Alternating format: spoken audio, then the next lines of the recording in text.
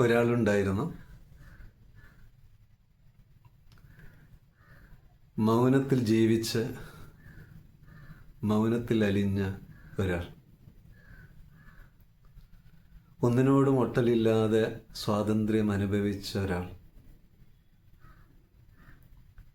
ഒരു പുഴയുടെ ഒഴുക്ക് പോലെയായിരുന്നു അയാളുടെ ജീവിതം. അയാൾ സമാധാനത്തെയും ശാന്തിയെയും ആഴത്തിൽ അനുഭവിച്ചു. ആളുകൾ അദ്ദേഹത്തിൻ്റെ അരികിലേക്ക് വന്ന് സമാധാനപ്പെട്ടു. ഒരു ദിവസം കുറച്ചാളുകൾ ഇദ്ദേഹത്തോട് ചോദിച്ചു, അങ്ങ് വളരെയധികം ശാന്തിയും സമാധാനവും അനുഭവിക്കുന്ന ഒരാളാണെന്ന് ഞങ്ങൾക്കറിയാൻ കഴിഞ്ഞു. ഒന്നിനോട് ഒട്ടലില്ലാതെയാണ് അങ്ങ് ജീവിക്കുന്നത്. അങ്ങയുടെ സാന്നിധ്യത്തിൽ ഞങ്ങൾക്ക് സമാധാനപ്പെടാൻ കഴിയുന്നുണ്ട്. ഞങ്ങൾക്കും അതേപോലെ ആകാൻ കഴിയുമോ? ഞങ്ങൾ എന്താണ് ചെയ്യേണ്ടത്? അപ്പം അദ്ദേഹം ഒരു ശില്പിയുടെ കഥ പറഞ്ഞു. ഒരു ശില്പിയുടെ മനോഹരമായിട്ടുള്ള ശില്പം കണ്ടിട്ട് ആളുകൾ വന്ന് ശില്പിയോട് പറഞ്ഞു, അങ്ങയുടെ ശില്പം വളരെ മനോഹരമാണ്.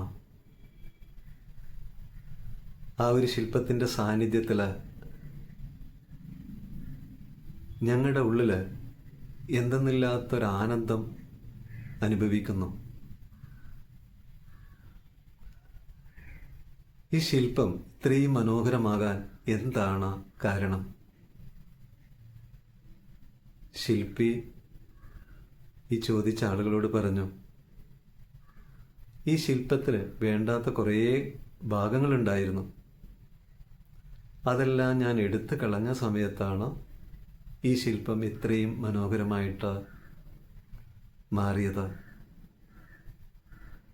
അത് മനോഹരമായിട്ട് മാറിയത് കൊണ്ടാണ് നിങ്ങൾക്കത് ആസ്വദിക്കാൻ കഴിയുന്നത്. ഇപ്പം നേരത്തെയുള്ള ആൾ പറഞ്ഞു, അതേപോലെ വേണ്ടാത്ത കുറേ കാര്യങ്ങൾ എൻ്റെ ഉള്ളിലുണ്ടായിരുന്നു. കോപം, വിദ്വേഷം, വെറുപ്പ്, അസൂയ എല്ലാം എൻ്റെ ഉള്ളിലുണ്ടായിരുന്നു. ഞാൻ വേദനയിലായിരുന്നു ജീവിച്ചത്. അങ്ങനെ ഞാൻ ഒരു ദിവസം ഒരു ഗുരുവിൻ്റെ അടുത്ത് പോയിട്ട് ഗുരുവാക്ക് കേട്ടു. ആ വാക്ക് കേട്ടതിന് ശേഷം അതിലനുസരണപ്പെട്ട് ജീവിക്കാൻ തുടങ്ങിയ സമയത്താണ് എൻ്റെ ഉള്ളിൽ കാരുണ്യവും സ്നേഹവും ദയയും അനുകമ്പയും ശാന്തിയും സമാധാനവും എല്ലാം വിത്തുകളായിട്ട് കിടക്കുന്നുണ്ടെന്ന് ഞാൻ തിരിച്ചറിഞ്ഞത്. അതിനുള്ള സാഹചര്യങ്ങൾ ഞാൻ എനിക്കായി ഒരുക്കി കൊടുത്തപ്പോഴാണ് ഈ ആഴത്തിലുള്ള ശാന്തിയും സമാധാനവും അനുഭവിക്കാൻ കഴിഞ്ഞത്.